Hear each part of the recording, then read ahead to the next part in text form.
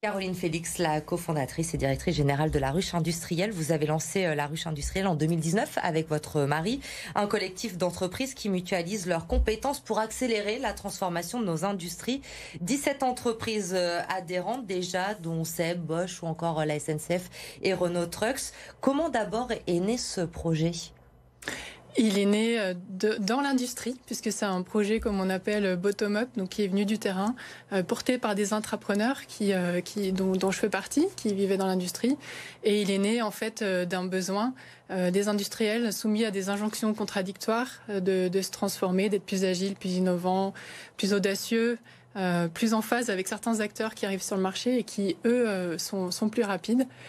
Et simplement, c'est pas possible de mener des projets de ce type si on suivait la culture industrielle classique et les process habituels. Il y a un séjour en Suède, je crois aussi, qui a changé pas mal de choses pour vous d'un point de vue personnel. Oui, c'est ça. On a vécu pendant 5 ans en Suède et c'était un projet familial et de vie, d'aller découvrir cette culture, de s'immerger, d'apprendre la langue, d'y travailler et de comprendre aussi, parce qu'on entend beaucoup parler de la Suède comme le bon élève de l'Europe.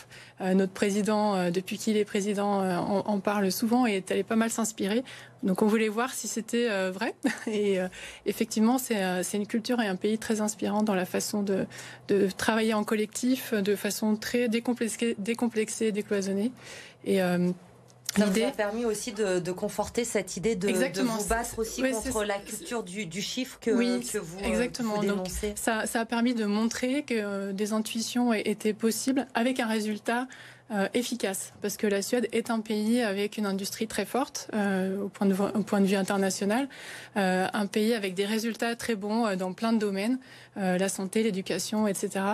Et du coup, l'idée au retour en France, après 5 ans, c'était de ramener un peu des graines de Scandinavie en France et de ramener aussi cette culture d'entrepreneur, puisque j'avais pu monter mon entreprise là-bas, dans le monde du salariat, en retournant dans l'industrie. Et donc, aujourd'hui, avec La Ruche Industrielle, est-ce que vous pouvez nous donner des exemples d'actions que vous menez ? Alors, à La Ruche, déjà, on est une association loi 901 fiscalisée. Donc, c'est déjà un modèle juridique un petit peu innovant. Et on est devenu spécialiste. On a développé un modèle qui est assez unique encore en France, d'animation de l'interentreprise. Donc, il faut imaginer tous ces industriels que vous connaissez, qui sont sur la place de Lyon. Vous avez cité tout à l'heure Aldès, Bosch, Rexroth, EFI, FIV, SNCF. Je vais les citer tous parce que sinon il y aura des jaloux. Renault Trucks, Volvo. Donc, on a aussi PTC, SEB, Montabert, Olot, Gitect, Nexter, CNR. Et puis 3 grandes écoles, INSA, ECAM et Centrale, soutenues par la métropole de Lyon. Ces entreprises industrielles sont impactées par les mêmes problématiques de transformation, des injonctions sur différents axes. On pourra en parler un petit peu plus après. Soit chacune essaie de les gérer dans leur coin, soit on essaie de jouer collectif. Et ça, c'était des injonctions aussi portées et des conseils portés par Bruno Le Maire dès 2015. Jouer collectif. Être plus fort ensemble, finalement. Mais oui, mais c'est vite dit. Mais par contre, à faire, c'est plus compliqué. Donc finalement, on a développé un mode opératoire et une compétence d'animation avec des méthodologies, un cadencement, et pour s'assurer qu'on arrive à faire des choses réellement ensemble et que chacun en tire parti.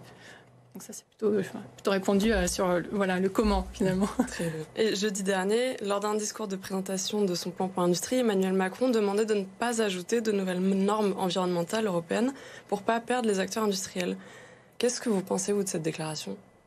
Ce qui est sûr, c'est que l'industrie, il faut qu'elle se transforme parce qu'il y a des injonctions et il y a des événements qu'on a bien vus, crise pandémique, crise écologique et donc crise de l'approvisionnement des matières premières. Donc évidemment, il faut faire changer les choses.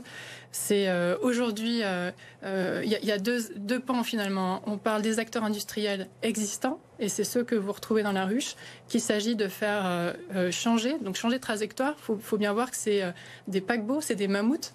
On peut pas les changer avec une baguette magique. On aimerait bien, mais personne ne l'a trouvé. Après, il y a aussi des acteurs qui sont plus du type start-up, qui vont partir plus de la page blanche, où là, ils vont pouvoir se mettre les contraintes qui sont plus en adéquation avec notre environnement actuel et vont pouvoir intégrer les contraintes environnementales immédiatement. Donc je pense qu'il y a finalement deux types de trajectoires à imaginer. Soit alors on se dit qu'on laisse mourir doucement, mais un mammouth, ça meurt pas doucement, en fait, ça va durer dans le temps.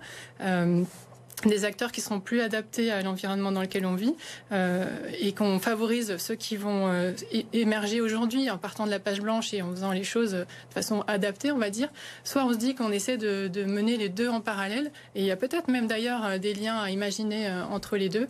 En tout cas, c'est évident qu'il faut accompagner ces industriels et c'est la mission que s'est donnée la ruche parce qu'il y a énormément d'emplois induits, il y a des compétences, il y a aussi des équipements et effectivement, les contraintes sont à poser pour réduire l'impact sur l'environnement, mais il faut vraiment prendre en compte qu'est-ce qui est possible, à quelle échelle de temps pour les industriels d'intégrer en fait en termes de nouvelles normes et nouvelles contraintes.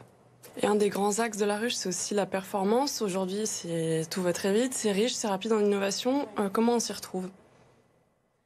Alors, performance, de toute façon, s'il n'existe pas, l'industrie ne reste pas sur le sol français. Enfin, c'est assez simple.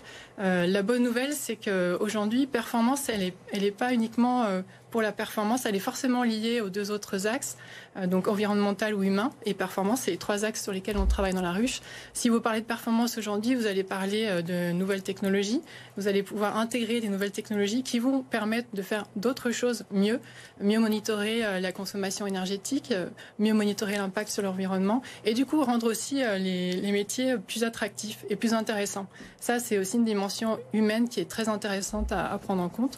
Et la technologie est aussi très clairement liée à justement la maîtrise de l'impact sur l'environnement. Et il faut vraiment la considérer comme ça, avec ce lien humain très fort et avec ce lien environnemental. Si on considère la technologie sur cet axe-là, alors oui, tous les espoirs sont permis pour que l'industrie française aujourd'hui se transforme et soit capable de répondre aux enjeux environnementaux, climatiques, sociétaux.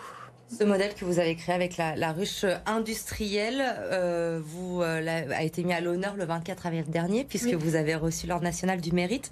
Ça représente quoi pour vous personnellement, mais aussi pour le monde de l'industrie ? Personnellement, ça représente une très grosse reconnaissance. Quand on a la tête dans le guidon, on se rend pas forcément compte de ce qu'on fait. Et puis, on veut toujours continuer pour faire encore mieux et puis essayer d'atteindre sa vision qui, au fur et à mesure qu'on avance, elle recule. Donc, on est toujours dans l'action.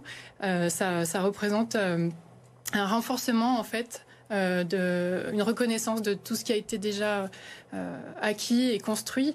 Et c'est une médaille qu'on aurait pu accrocher à beaucoup de vestes et que j'ai eu plaisir à partager ce soir-là lors de la cérémonie officielle. Oui. Vous l'avez dit, transformer l'industrie, c'est l'un des objectifs, inventer l'industrie de demain grâce à la ruche industrielle.